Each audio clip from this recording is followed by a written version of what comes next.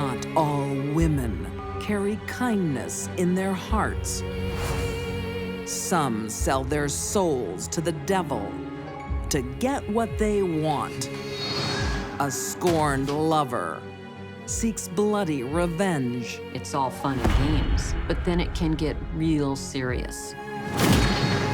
A goth queen orders a reign of terror.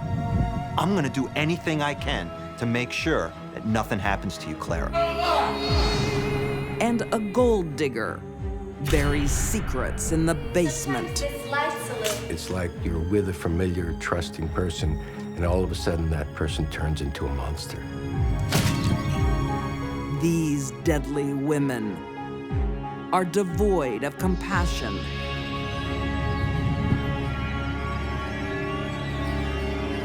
They have souls of stone.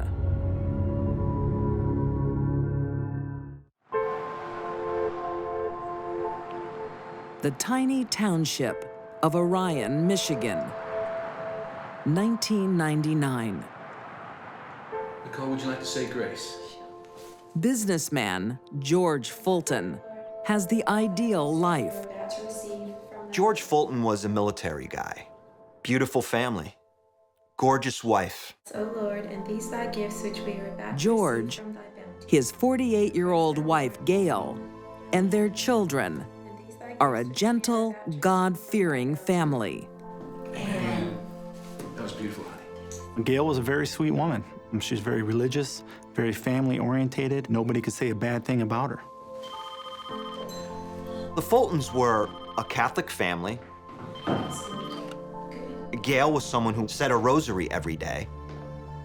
Listen, I'm having dinner with a family right now. I can't talk. And seemingly, George was just as dedicated to his religion as his wife. A devout Catholic in every way. I've got to go back to Florida. But one. George is mixing business with pleasure. He has a lover in Florida. 46-year-old businesswoman, Donna Trapani. He started off as an employee trying to help her organize her business and her finances, and they developed a relationship, and as a result of that relationship, had an affair. When a married person has an affair, they're taking a risk. They may not realize it at the time. It's all fun and games. But then it can get real serious. Donna wants to be more than just a part-time lover. I don't want you to go. Very selfish. She would do whatever she needed to do to take care of her and her wants and her needs. What she wants is to have George to herself. He wasn't gonna leave his wife ever. Because why? Catholics don't do that. They don't leave their wives.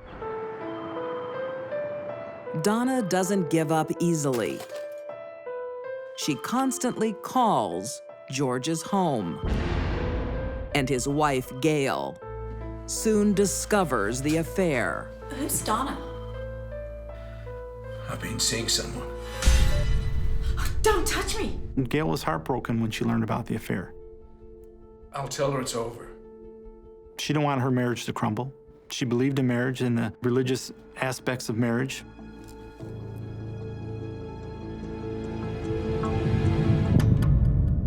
Donna's plan has backfired. George and Gail decide to reconcile. Before long, Donna has more tragic news. Hi, George. Donna asked one of her coworkers to call George and tell him that she's pregnant and has terminal cancer. Donna is in a very bad way. And guess who the father of that child is? George. She's hoping the new baby and her ailing health will lure her lover back. She figured she can convince him to stay with him and that she'd be able to, live with him, marry him, continue their relationship, and that he would leave his wife and family for her. Instead, Come in. George tries to repent his sins Hello, Donna. Hi, George. by bringing the loved ones in his life together. Donna, this is my wife, Gail. Usually, the last thing a man having an affair wants is for his lover to meet his wife. Hello. Those two women should never meet. He and his wife, Gail, offer to take the dying Donna under their wing. George thinks, oh, I gotta do the right thing here. I gotta take care of my baby. When she dies, I'll take the baby, and maybe me and Gail can raise the baby. I've got a map here, and it pretty much shows where everything is. This is where we live. This is the George asks Donna to move to Michigan so they can support her in her last days of life. I'll take you there tomorrow. He gives her a big map and circles places on the map where she can live, which would be apartment complexes near him where actually they can support the baby. But Donna doesn't want cozy Christian charity.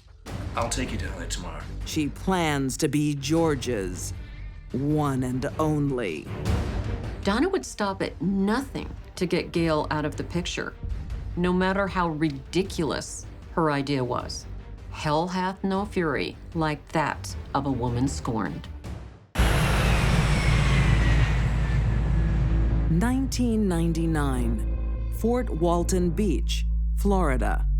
Donna Trapani is desperate to win back her married lover, George Fulton. Promise me you won't sleep with her. Donna manipulated George into believing that she was actually pregnant and had terminal cancer, and he believed her. Come in. But this new daddy is being duped. Hi, George. She wasn't pregnant, she didn't have terminal cancer. It was a complete lie. It was all false. Donna, this is my wife, Gail. When a woman pretends to be pregnant just to manipulate a guy to stay with her, that's pretty despicable behavior. A woman that would do that would do almost anything. Donna's deception doesn't work. George stays with his wife of 25 years, Gail. Donna started to get angry, and she finally realized that the only way that she can have George Fulton is get rid of Gail, his wife. She's gonna do anything she can now to get her man. Including what? Murder. The wily businesswoman maps out her strategy. Sybil.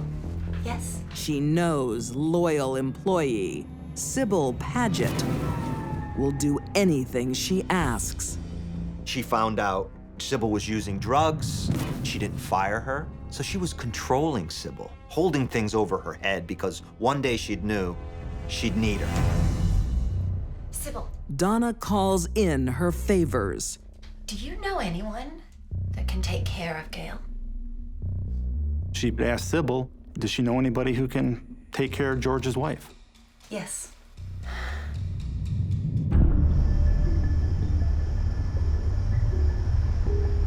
With the promise of $20,000, Sybil recruits a killing party. 32-year-old Kevin Ouellette and Sybil's devoted boyfriend, Patrick Alexander. Patrick Alexander's a 19-year-old man. He meets Sybil Paget and falls in love. He becomes her little puppy dog. Whatever she wants him to do, he does. He's just madly in love with Sybil. This is where she lives. This is where she works. While Patrick's doing it for love, We'll do it in the library. their trigger man has other motives. He would do pretty much anything for money. Kevin had been known as someone to rough up people for a couple of $100 here, a couple of $100 there, like a bookie's leg breaker type of guy. I'll need a gun. Okay. But this is thousands of dollars. Kevin says, what do I gotta do? All you gotta do is shoot this lady. Donna Trapani sends her team on their murderous mission, hundreds of miles north to Michigan.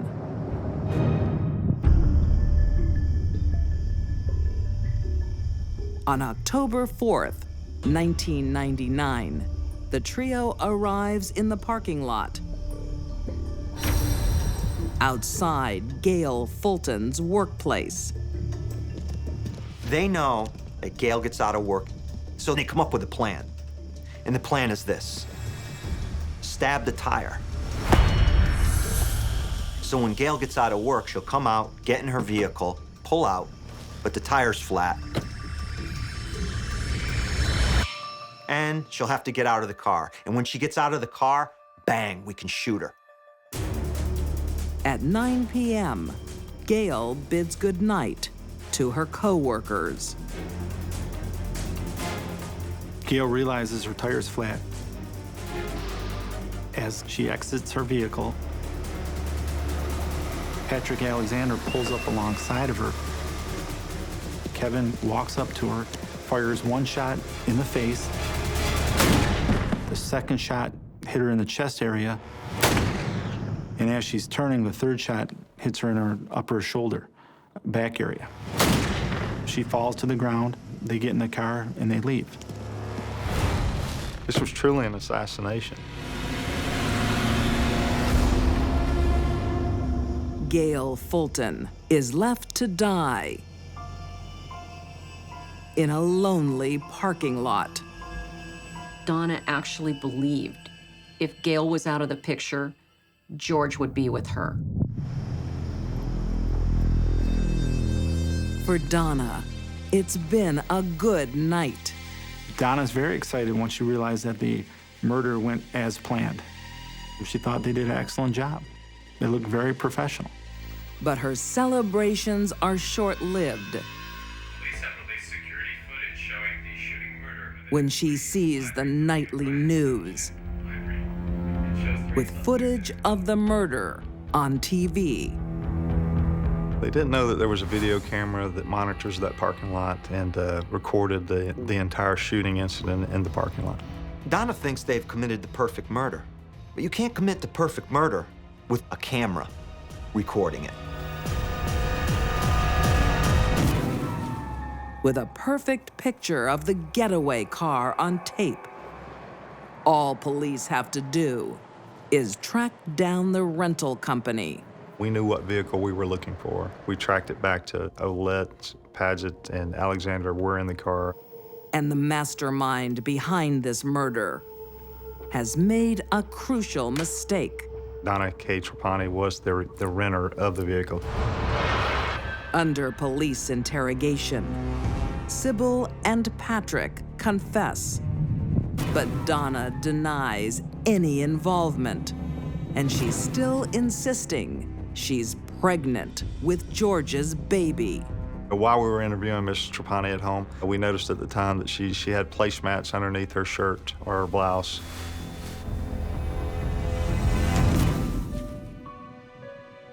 Trying to basically show that she was pregnant, and she used those as a way to make herself look larger. Donna Trapani's web of lies disintegrates. The story of Donna Trapani is not a story about an extramarital affair. It's a story about a fatal attraction. Sybil Paget and gunman Kevin Ouellette both plead guilty to murder and are sentenced to life.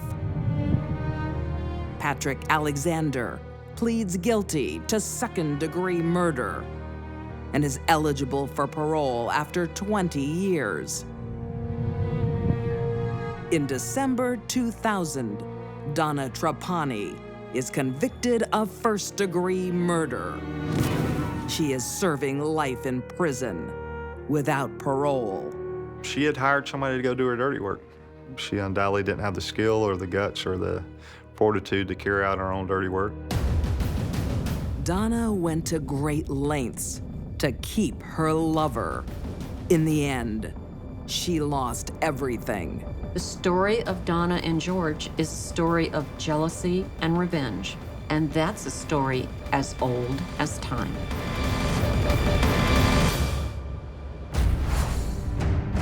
Play games with a deadly woman. She got to control everyone else. And you'll be drawn into her world, They knew exactly what they were doing. forced to do anything it takes just to survive. You enter that darkness. Sooner or later, you're gonna meet the devil.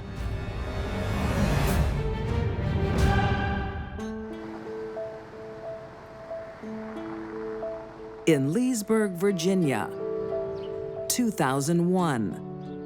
A community full of bright academics. Includes 57-year-old Dr. Robert Schwarz. Dr. Schwarz was a very famous biophysicist. He was instrumental in a human DNA mapping project. The accomplished scientist is an expert at solving problems. Clara. Clara! Can you just leave me alone? But he can't solve a troubled relationship with his 20-year-old daughter, Clara.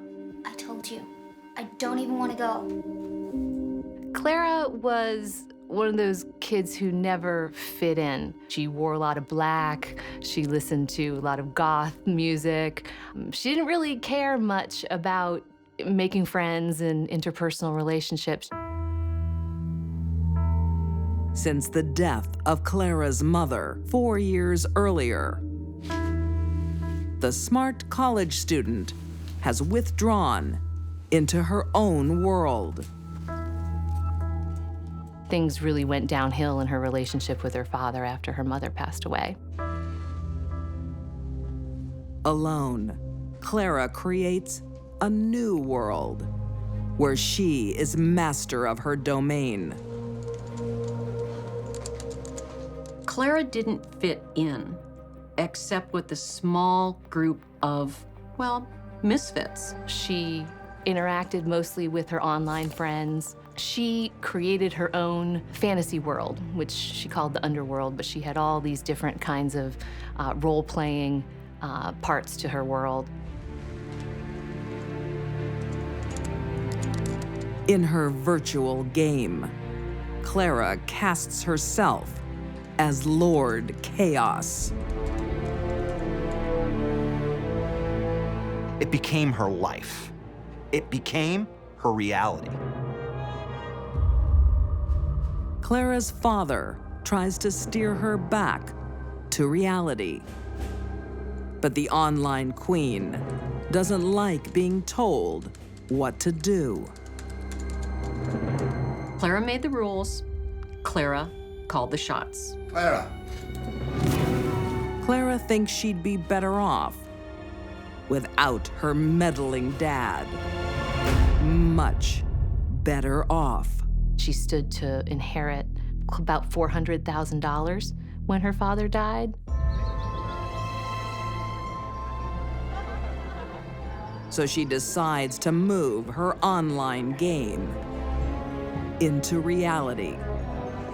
Clara and her friends were very interested in Renaissance fair culture. They'd go to the Celtic festival down here, dress in costumes and role play, and they really enjoyed that sort of thing. I am High Priestess and your leader, and you must obey my every command. She gathers together her loyal subjects, including 21-year-old Mike Fole and 20-year-old Katie Inglis. Clara was someone to look up to. Someone that, if they were seen with, it made them feel special. Clara. And Clara soon finds a new recruit, 18-year-old Kyle Hulbert. I guess they just hit it off, and he came over and joined the group, and that was the beginning of a very close and dangerous friendship. And you are? I'm an assassin. Kyle is a walking time bomb, struggling with mental illness since childhood. Kyle had a shopping list of mental disorders that she preyed upon. And are you willing to play a game of life or death?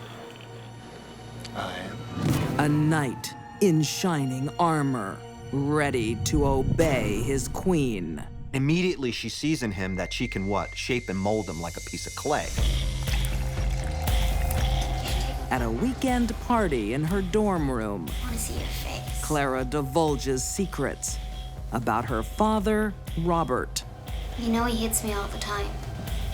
She did make an allegation that he had sexually abused her and that he was emotionally abusive, mentally abusive, and that at times he had hit her. He's planning to poison me.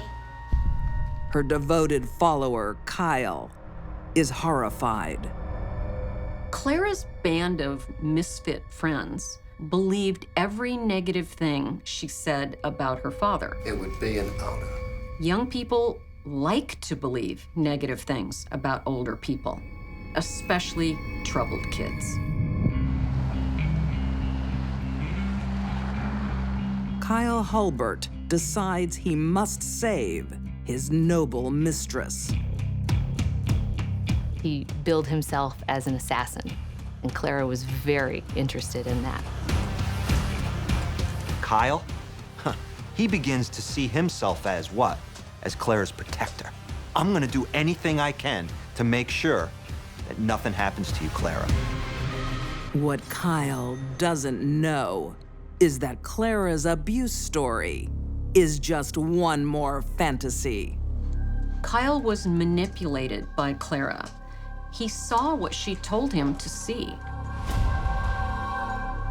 She molded his mind, his thoughts, and his emotions.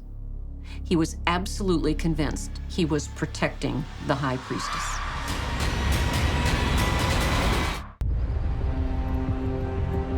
In Leesburg, Virginia, 2001, online queen Clara Schwarz has convinced her loyal follower, 18-year-old Kyle Hulbert, that her life is in danger. Kyle perceived himself as this great protector, and here's Clara, this damsel in distress, who, plays him like a violin. Clara wants her father, Dr. Robert Schwarz, out of the way so she can cash in her inheritance. She has carefully maneuvered Kyle to the brink of murder. Kyle was a very, very troubled young man. Clara was an opportunist with an agenda, and she found the right person to carry it out. The High Priestess also recruits Katie Inglis and Mike Fole. They all believe her father is a dangerous man. I don't think anyone really knew what was going on in Clara's head, except her band of killers. On December 8th, 2001, Katie and Mike drive Kyle to Clara's family home. Clara's not here, but... Kyle sees himself as what? An assassin. Wherever he goes, he carries an instrument of murder. A samurai or katana type sword, one of Kyle's most prized possessions. Kyle used the samurai sword as a weapon because it played into his fantasy that he was an assassin protecting the queen. His queen, Clara, is 100 miles away in her college dorm room. Hey, Brandy. Hey, how are you? Making a 2-hour call. And what is she doing? Dad's planning on taking me on a trip to the Virgin Islands. Creating an alibi, of course. What are you doing? That fantasy now became a reality. So he attacks Dr. Schwarz. No! Slashing him, stabbing him with that samurai sword. It's a murder frenzy. Blood flying everywhere. Dr. Schwarz had been stabbed more than 30 times. He was left dead in a pool of his own blood in the kitchen of his house. I I know, right? Clara, at the beginning of the conversation, had said, I have to go at 6:30. Oh, well, it was nice talking to you. I've got to go. Bye.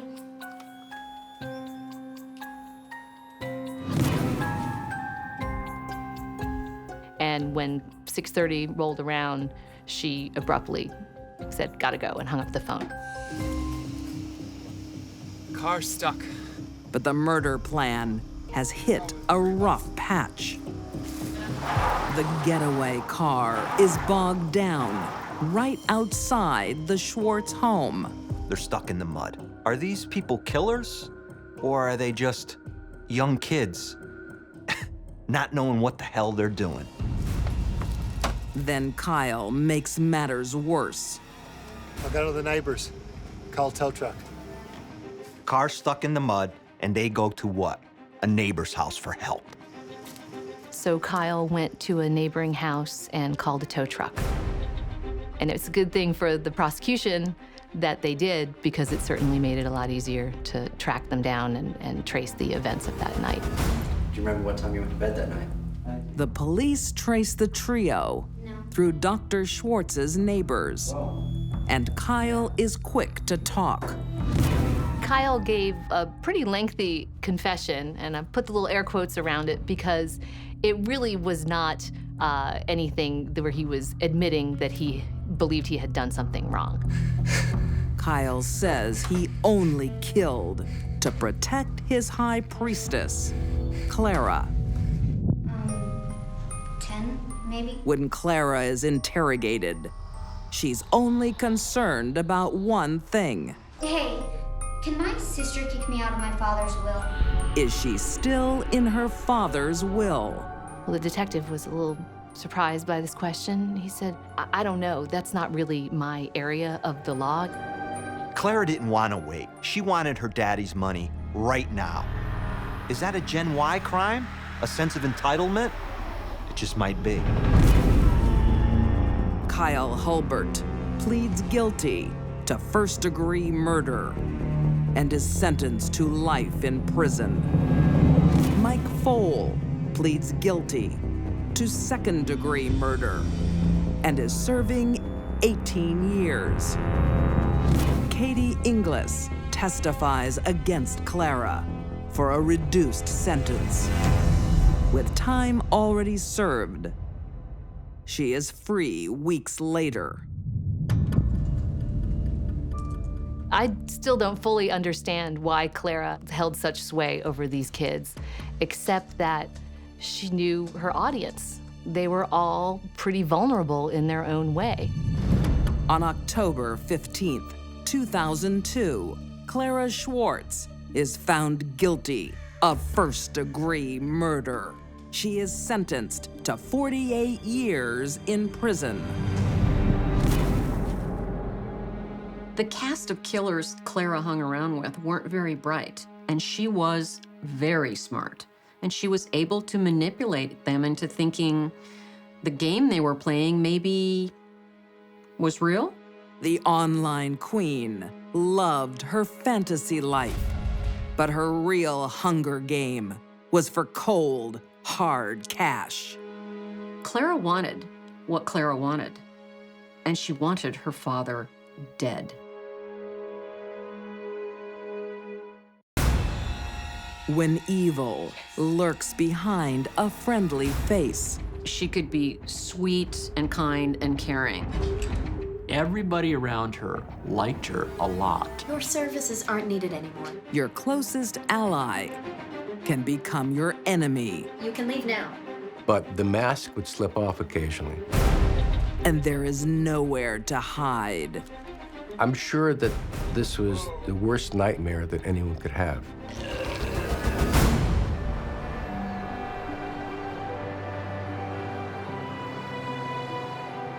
San Francisco in the 1950s. Iva is a vibrant, vivacious 30-year-old. This is my friend Beryl. It's so nice to finally meet you. But behind her smile lies sadness. So you're not from San Francisco then? I was born in Munich. I'm Jewish. We had to flee. Oh my. The German immigrant has had a tough childhood and has just emerged from an abusive marriage. They thought that she was a very strong, engaging person who had put up with a lot and survived. They said she's a survivor. In 1954, Iva turns her life around when she marries 53-year-old Ralph Kroger. Ralph was a rancher from Colorado. Hello, darling. Very stoic. They described him as a Gary Cooper type. I'm hungry. Didn't have much to say, very hardworking. With Ralph bringing home the bacon, Iva plays homemaker. She was also a very dutiful wife. She was extremely loyal to Ralph, and she was apparently a very good housekeeper. She kept everything neat and clean.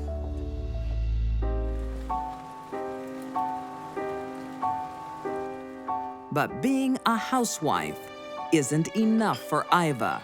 So lovely of you to have me, Mildred. My pleasure. She has dreams of running her own business, like her new friend, Mildred Arneson. What's that? She had been a very savvy businesswoman. She'd invested in real estate, run a number of motels, and was quite good at it. Mildred manages a motel in nearby Santa Rosa. Mildred was pretty successful, and she had over $50,000 in real estate. Now, that real estate would be worth over $1 million today. She also finds time to care for her ex-husband, Jay. Mildred's husband, Jay Arneson, was a major in the Army who had advanced Parkinson's disease, and she was caring for him. He could barely walk, he was in a wheelchair, he was very incapacitated.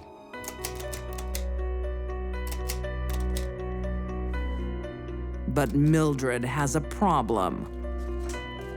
Santa Rosa Avenue, where the motels were, was essentially bypassed by the freeway. So the businesses were not doing as well, and she was losing money and she wanted out.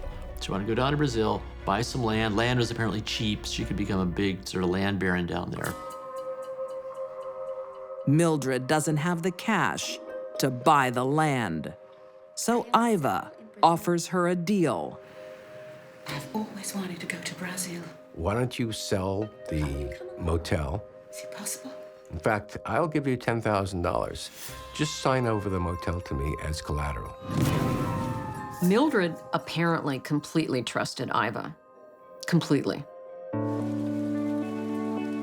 One after each meal. On December 15th, 1961, Mildred leaves for her new life in South America. She was enthusiastic. She's embarking on a new adventure.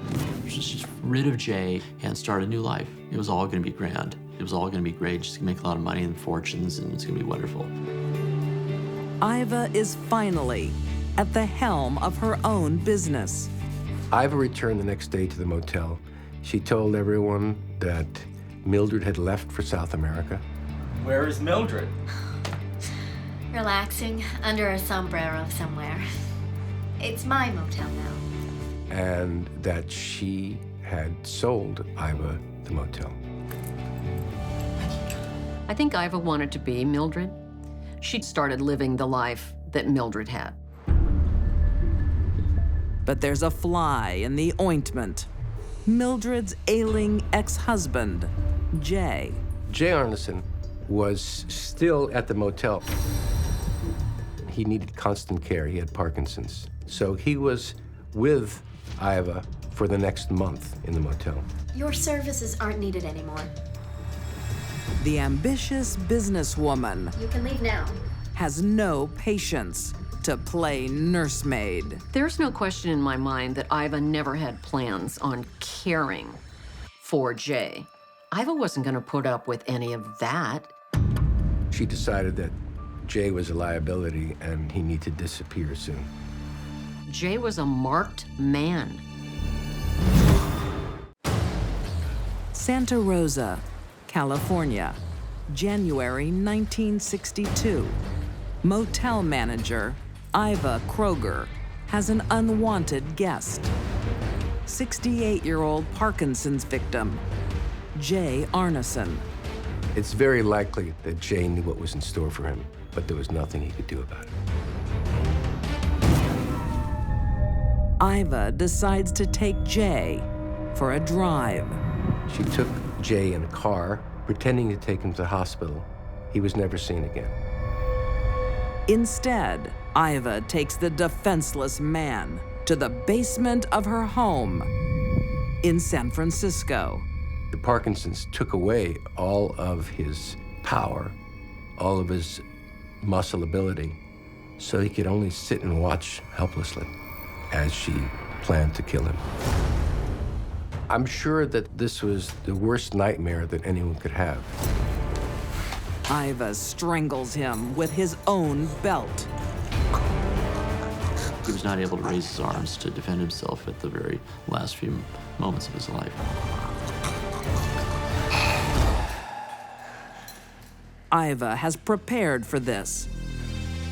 She's already dug Jay's grave.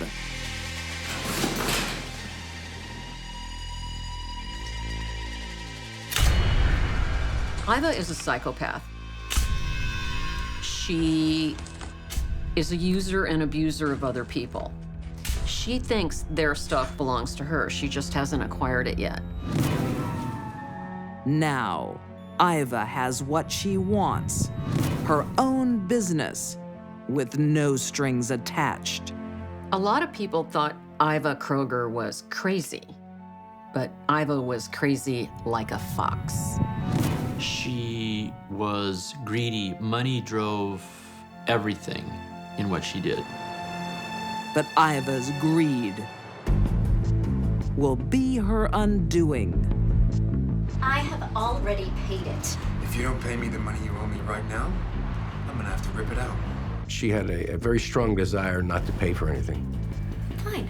Iva had a fight with a man over money she owed him and pulled a gun on him. Whoa, take it easy, lady. Sign. A lucky escape for the tradesman turns into a problem for Iva when he contacts the police. Iva lacks one characteristic of the classic psychopath. She was not always cool, calm, and collected, and that put her in the sights of law enforcement. Iva feels the heat and goes on the run, and the police soon learn this humble housewife is not what she seems. It's hard to know much about Iva Kroger's early life because she lied constantly.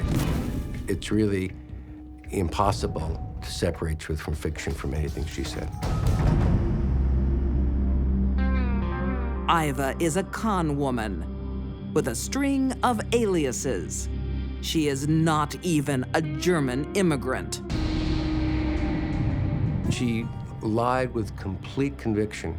She could be standing over a body with a smoking gun, and she would deny that she had done it. The police search Iva's basement after a tip-off, while her 60-year-old husband, Ralph, watches in silence. After about a half an hour, they saw a foot sticking up, and they uncovered the body of Jay Arneson. I don't know nothing about it. And they said, so, what do you say now? Where's your wife, Ralph? No idea. She's the only one to get me out of this. He says, I know this looks bad, but I didn't know anything about this. Ralph denies all knowledge of Jay's murder. You might want to go over there. Then he shows police another freshly dug hole. And when they dug that patched up, they found a large steamer case. Inside was the body of Mildred. Mildred Arneson never made it to South America. On December 15th, Iva drives Mildred to the airport, but on their way, They make a pit stop. She made the most fateful error of her life in going back to Iva's house. I can't see anything. Sometimes it slides a little. Death by strangulation of a woman to a woman is very, very unusual. Iva was very sure of herself. Strangulation is not easy.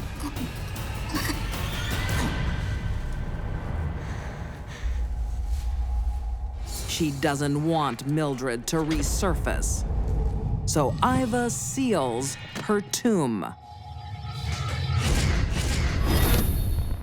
And now there was a statewide manhunt for Iva Kroger. A few weeks later, Iva Kroger is arrested and charged with 2 counts of first-degree murder. Her husband, Ralph, is also charged with murder. Prosecutors say he must have known something about the attacks. Ida was a guiding criminal mind, and that without her, Ralph wouldn't have been in that situation. Even if he had suspicions, just a suspicion, it was his obligation, his moral obligation to come forward.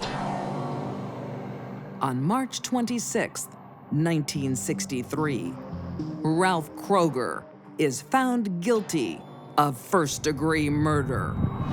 He is sentenced to life and later dies in prison. It is likely that he was involved, but probably completely under her control. His puppet master, Iva Kroger, is also found guilty of murder. She gets life, but is released after 13 years. She fooled every single person around her, including her husband. You can't fool that many people without having an engaging personality. The sweet and kind and caring Iva was a false front. That was to fool people. That was pretending. Iva is a killer.